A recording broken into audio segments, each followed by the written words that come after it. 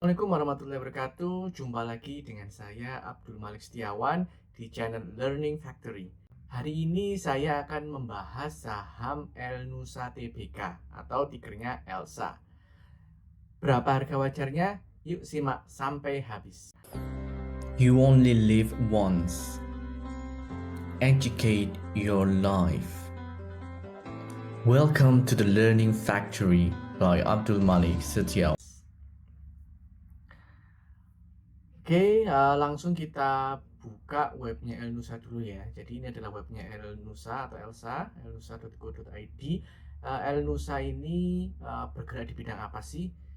Jadi dia bergerak di bidang jasa, ya, jasa dari hulu ke hilir. Cuma hulunya memang tidak terlalu banyak ya. Apa aja kalau dari hulunya?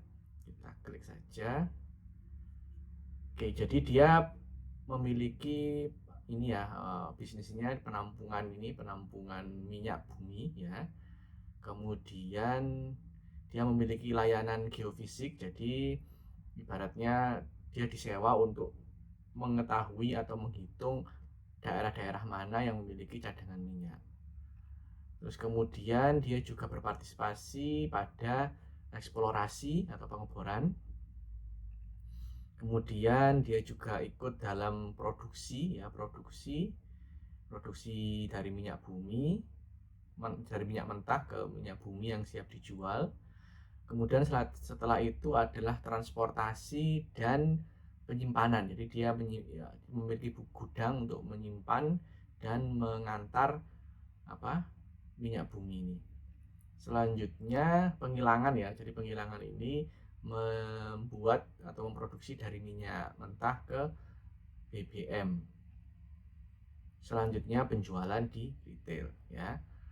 Industri lain ada ini ya, industri gudang ya, terus kemudian pengolahan air, ada manajemen angkutan ya, kayak truk atau tangki ya, logistik.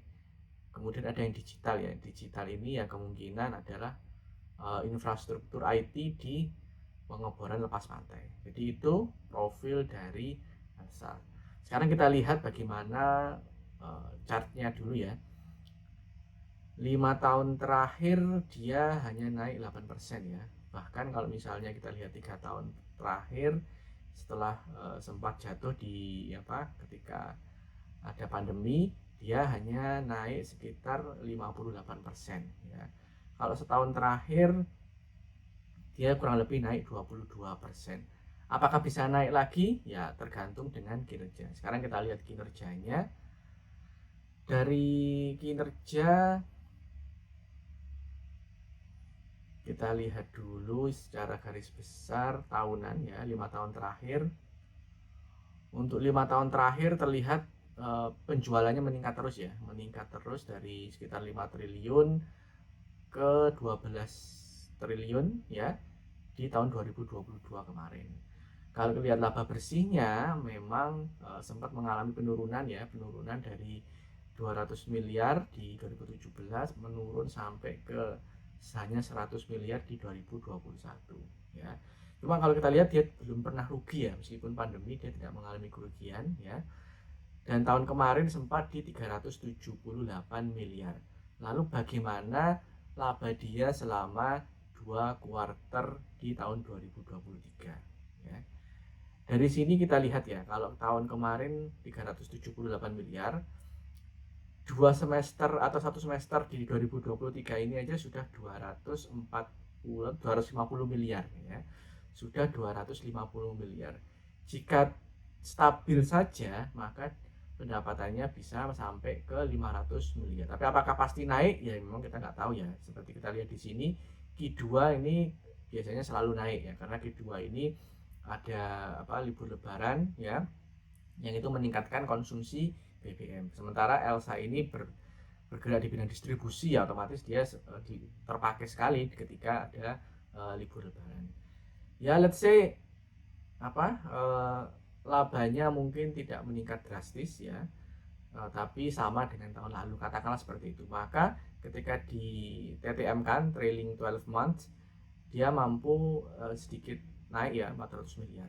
Berapa IPS-nya? IPS-nya kalau misalnya TTM ya Rp55 ya, Rp55, atau kalau misalnya annualize bisa sampai 68. Tapi kalau menurut saya kayaknya 68 agak susah ya, karena nggak mungkin Q2 ini bisa terreplikasi ya. Bukan nggak mungkin, tapi kemungkinan kecil ya. Ya secara konservatif kita ambil yang 55 saja.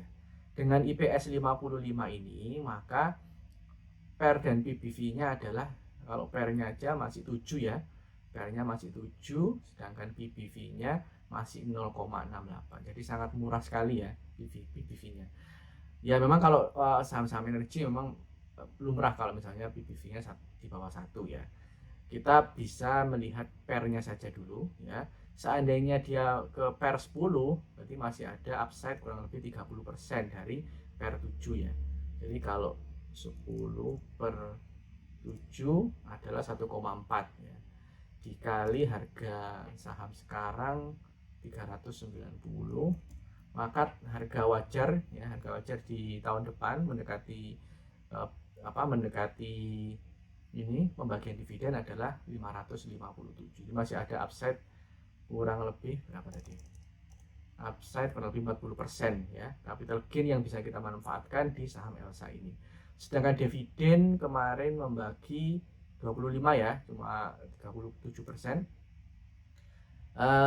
Katakanlah dia membagi dengan rasio yang sama ya, rasio yang sama berarti 55 kali 0,37. Sorry, kita langsung bagi aja. Jadi yang saat ini katakanlah 402 ya, 402 miliar dibagi laba kemarin 378 dikali dividen 25,9 ya, sekitar 27,5 ya. Dia berpotensi membagi dividen 27,5. Jadi kalau di harga sekarang berapa dividen yieldnya? Harga sekarang 390 ya, masih di atas 7% ya, masih di atas obligasi ya, masih di atas mungkin reksadana, dan mungkin 2 kali lipat deposito.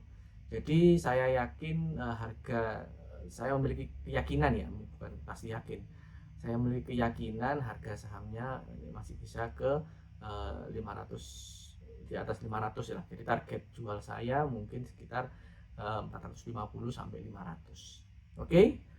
Terima kasih telah menyaksikan. Semoga kalian bisa cuan semua di ELSA khususnya.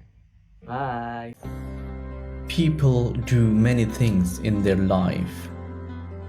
Sometimes we fail, sometimes we succeed, but we always learn from them. Welcome to the Learning Factory by Abdul Malik Setiawan.